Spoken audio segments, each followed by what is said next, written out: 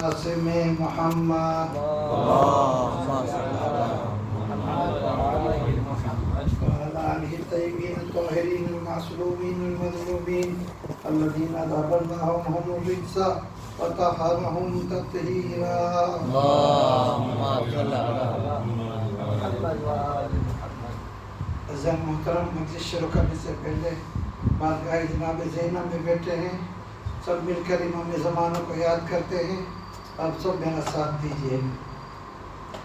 گر ہو میری حیات میرے اختیار میں، صدیاں گزار دوں گا تیرے انتظار میں. گر ہو میری حیات میرے اختیار میں، صدیاں گزار دوں گا تیرے انتظار میں. مولا آپ پردہ غیبت اٹھائیے، دو دن تو زندگی کے گزاروں بہار میں. اس وقت گرچہ عدل سے خالی زمین ہے، مظلوم کے مکان میں ظالم مکین ہے. دنیا ستم شعار ہے، مغلوب دین ہے. مولا ضرور آئیں گے، ہم کو یقین ہے، ہم کو یقین ہے.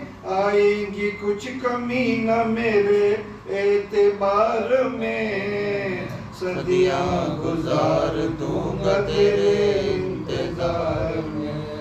گر ہو میری حیات میرے اختیار میں، صدیاں گزار دوں گا تیرے انتظار میں.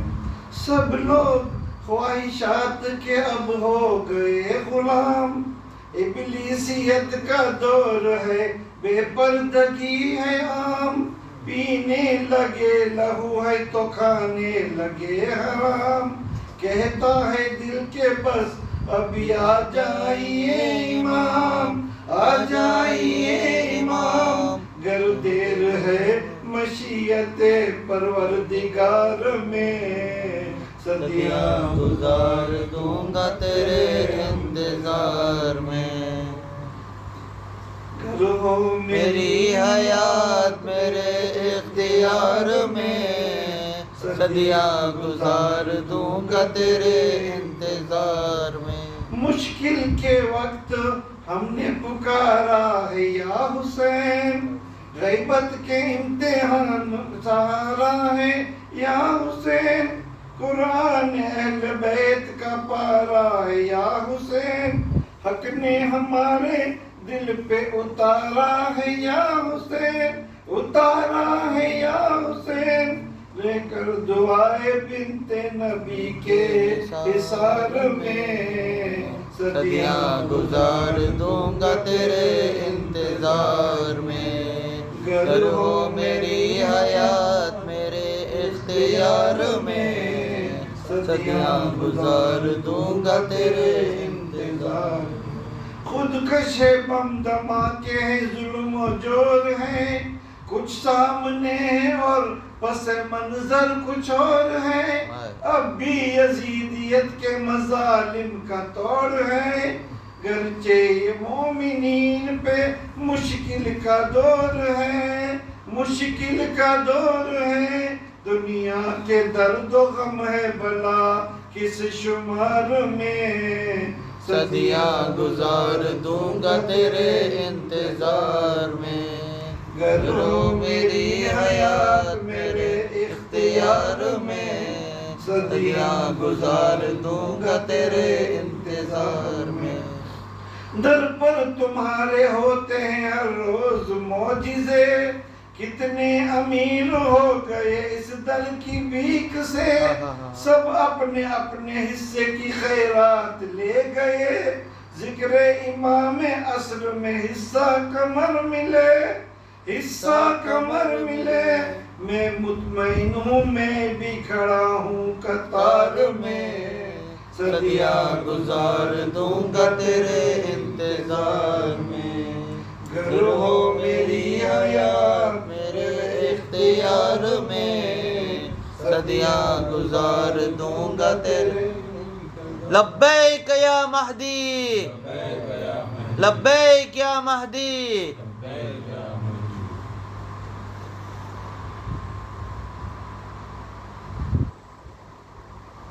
بسم اللہ الرحمن الرحیم. مختصر سا وقت ہے، سب مل کر مولا حسین کو یاد کرتے ہیں اور زیارت کی کچھ باتوں پر روشنی ڈالتے ہیں. السلام علی الحسین وعلی علی ابن الحسین وعلی اولاد الحسین وعلی اصحاب الحسین. صلوات. اللہم صلی علی محمد وآل محمد وعجل. چھٹے امام فرماتے ہیں ہماری موت کے بعد ہماری زیارت کرنے والا ہماری زندگی میں ہماری زیارت کرنے والے کے مانند ہے. جب تم میں سے کوئی حج کرے اور حج کے آخر میں مدینہ آ کر ہماری زیارت کرے اس سے حج کی تکمیل ہو جائے گی. امام سے سوال ہوا کہ آپ ائمہ اہل بیت میں کسی ایک کی زیارت کرے اس کے لیے کیا اجر و ثواب ہے؟ امام نے فرمایا اس شخص کے مانند ہے جو رسول خدا کی زیارت کرے. جو شخص ہماری اور آل محمد کی قبروں کی زیارت نہیں کر سکتا اس کو چاہیے کہ وہ ہمارے نیک بھائیوں کا قبروں کی زیارت کرے، ہمارے صالح دوستوں سے ملاقات کرے، اس لیے کہ اس میں ہماری زیارت کا ثواب ہوتا ہے. صلوات. اللہم صلی علی محمد وآل محمد وعجل. آخر امام نے فرمایا ہر امام کا شیعوں کی گردن پر ایک پرومس وعدہ ہوتا ہے جو اس وقت پورا ہوتا ہے جب شیعہ اماموں کی زیارت کرتے ہیں. اس لیے کہ جو ہماری محبت کے شوق میں ہماری قبروں کی زیارت کرے اور ہماری امامت کی دل سے تصدیق کرتا ہے تو ہم قیامت کے دن اس کی شفاعت کریں گے. میزان الحکمت میں والیوم 3 میں پیج 71 میں یہ لکھا ہوا ہے. امام علی سے روایت ہے ایک دوسرے کی زیارت کرنے سے محبت بڑھتی ہے، دل آباد ہوتے ہیں، ہماری باتیں زندہ ہوتی ہے. صلوات. اللہم صلی علی محمد وآل محمد وعجل. اسی طرح عرفات کے دن امام کی زیارت بھی بہت اچھے موقع پر ہوتی ہے. عرفات کے دن بھی زیارت ہوتی ہے، عاشور کے دن بھی ہے اور اربعین کے دن بھی زیارت کا بڑا ثواب ہوتا ہے. صلوات. اللہم صلی علی محمد وآل محمد. امام باقر نے فرمایا زیارت امام حسین کرنے والے کی قبر تاحد نگاہ کشادہ اور وسیع یعنی چوڑی ہو جاتی ہے اور خدا اس کو فشار قبر سے امان عطا کرتا ہے اور منکر نکیر اس کے لیے خوف کا سبب نہیں بنتے. اس کے لیے جنت تک ایک دروازہ کھول دیا جاتا ہے اور قیامت میں اس کو ایسا نور عطا کیا جائے گا کہ جس سے مشرق اور مغرب روشن ہو جائیں گے. اور ایک منادی ندا دے گا کہ یہ شوق سے امام حسین کی زیارت کرنے والا زائر. اس وقت قیامت میں بھی کوئی ایسا نہ ہوگا جو یہ تمنا نہ کرے کہ کاش وہ بھی امام حسین کا زائر ہوتا. صلوات. اللہم صلی علی محمد وآل محمد وعجل فرج. ظاہر امام حسین کے لیے زحمت اٹھانا یہ بھی بہت بڑا ثواب ہے. ایک ٹرو انسیڈنٹ سن لیجئے. نجف اشرف کے بعض قبیلے اعتماد افراد نقل کرتے ہیں کہ مرحوم آخوند ملا حسین قلی ایک دن جب اپنے استاد مرحوم آخوند مجتہد کے پاس درس کے لیے پہنچے، انہوں نے اپنے شاگرد سے پوچھا کل رات تم نے کون سا نیک عمل کیا ہے؟ شاگرد نے جواب دیا کوئی بھی تو ایسا کام نہیں کیا. استاد نے فرمایا ایسا نہیں ہو سکتا، گزشتہ رات تم نے جو کچھ بھی کیا مجھے بتاؤ. شاگرد نے فرمایا گزشتہ شب امیر المومنین حضرت علی کی مناسبت سے عید غدیر تھی اور کچھ لوگ کربلا معلیٰ سے امام حسین کی زیارت کر کے نجف آئے ہوئے تھے اور یہ میرے کمرے میں ٹھہرے تھے. میرا کمرہ بہت چھوٹا ہے، ہم سب رات کا کھانا کھا کر سو گئے. تقریباً آدھی رات کو مجھے سانس لینے میں تکلیف محسوس ہوئی اور مجھے سینے میں بہت درد جیسا لگا.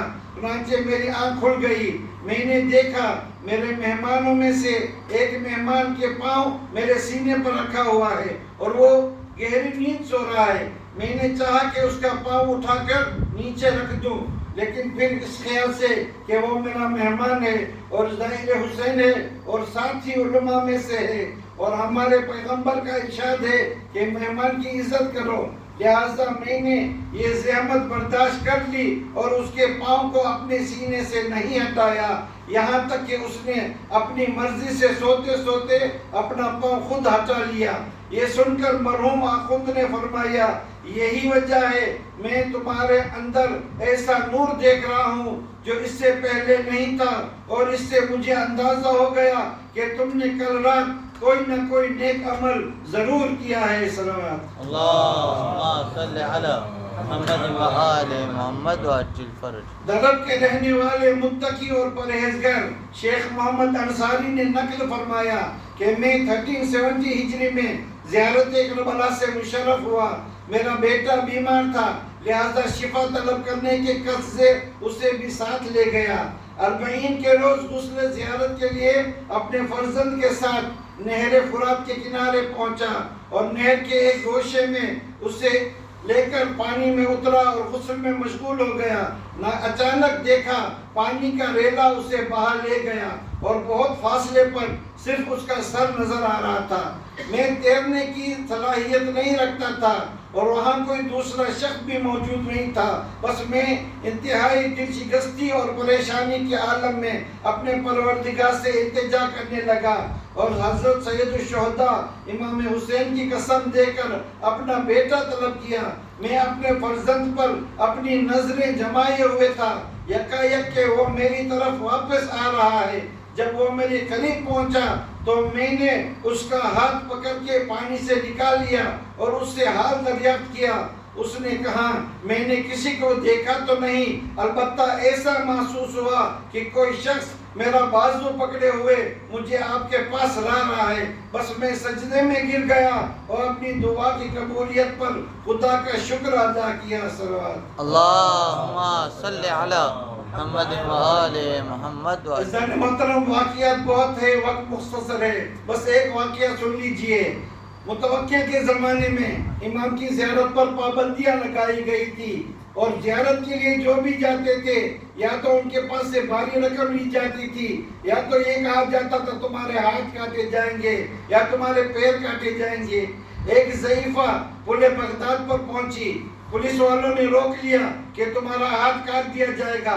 اس نے اپنا بائیں ہاتھ بڑھایا، انہوں نے کہا نہیں داہنا ہاتھ دو، اس نے پھر بائیں ہاتھ بڑھایا مگر ان سے ڈری نہیں، پھر بائیں ہاتھ بڑھایا۔ جب انہوں نے غصے سے کہا کہ دائیں ہاتھ بڑھاؤ، اس نے اپنی چادر ہٹا کے کہا تم کیا سمجھتے ہو، ہم ظاہر لوگ حسین کی زیارت کے لیے جانے سے ڈرتے نہیں ہیں، یہ جو داہنا ہاتھ ہے وہ میں نے پچھلے سال کٹوا دیا ہے، اب بائیں ہاتھ کاٹو مگر میں حسین کی زیارت کو ضرور جاؤں گی۔ پولیس والوں نے غصہ کیا اور اس کو فرات میں دھکا دے دیا۔ اس کے گروپ والوں نے دیکھا وہ فرات میں گر رہی ہے، بس وہ افسوس کرنے لگے، کچھ کر تو سکتے نہیں تھے، لیکن جب سارے زائرین زیارت کے لیے مولا حسین کے بارگاہ میں پہنچے تو دیکھا وہ ضعیفہ بیٹھی ہوئی زیارت کر رہی ہے۔ سبحان اللہ، سبحان اللہ۔ اس کو کہا تم پر کیا گزری؟ اس نے کہا آپ لوگ یقین نہیں کرو گے، میں پانی پر تو پہنچی ہی نہیں ہے، پانی پر گرنے سے پہلے کسی نے مجھے سہارا دے دیا اور مجھے حسین کے روضے پر پہنچایا۔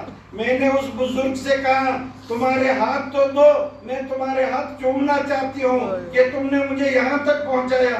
آنے والے بزرگ نے کہا اے ضعیفہ اگر میرے ہاتھ ہوتے تو کہ میری زینب کی چادر لٹتی، بس میں سمجھ گئی قاضی عباس نے مجھے یہاں تک سہارا دیا۔ عزیزان محترم، کون سے واقعات بیان کروں، بارگاہ جناب زینب میں بیٹھے ہیں، آج دل چاہتا ہے اس جوان کا ذکر کروں جس کو 18 سال جناب زینب نے پالا ہے، اکبر شبیہ پیغمبر ہے، باپ کے پاس رخصت لینے کے لیے آئے، بابا مجھے بننے کی اجازت دے دو۔ حسین نے غور سے دیکھا، کہا اکبر تجھے پھوپھی نے پالا ہے، جاؤ پھوپھی سے اجازت لے لو۔ اکبر جناب زینب کے خیمے میں آئے اور ایک جملہ کہا، پھوپھی اماں آپ افضل ہیں یا دادی فاطمہ افضل ہے؟ بی بی زینب نے کہا میں تو ان کی کنیز ہوں، یقیناً ماں فاطمہ افضل ہے۔ کہا پھوپھی اماں اگر ماں فاطمہ کے بیٹے پر کوئی وقت آئے گا تو آپ اپنے بیٹے کو قربان کرو گی؟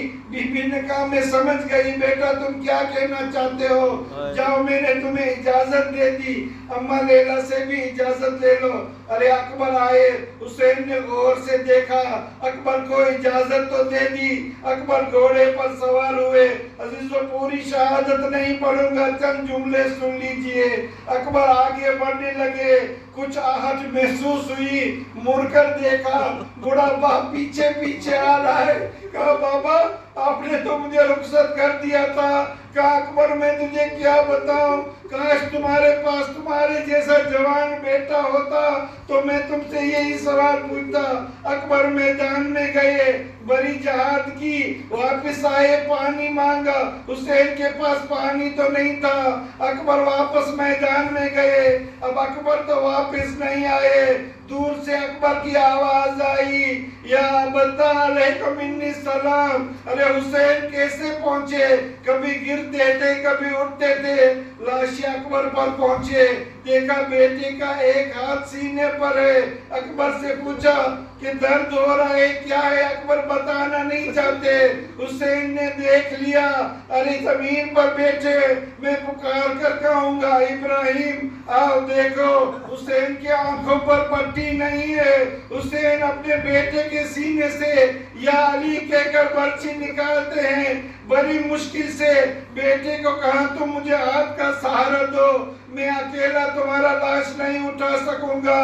ارے میں نے مختصر کیا، بڑی مشکل سے خیمے میں پہنچے، ام لیلا کو بلایا گیا، ساری بیویاں آ گئی، ام لیلا نظر نہیں آتی۔ جناب فضل دوڑ کر گئی ام لیلا کے خیمے میں، کہا بھابی لیلا اکبر کا لاشا آ گیا، آپ کیوں نہیں آ رہی ہو؟ ارے ام لیلا نے کہا فضل میں نے آواز تو سنی ہے، جب سے میں نے اکبر کی آواز سنی ہے مجھے خیمے کا در نظر نہیں آتا، کبھی میرا سر یہاں ٹکراتا ہے، ارے میرے آنکھوں کی بینائی جا چکی، فضل مجھے اکبر کے پاس لے چلو، میں جوان کا لاشا دیکھنا چاہتا ہوں۔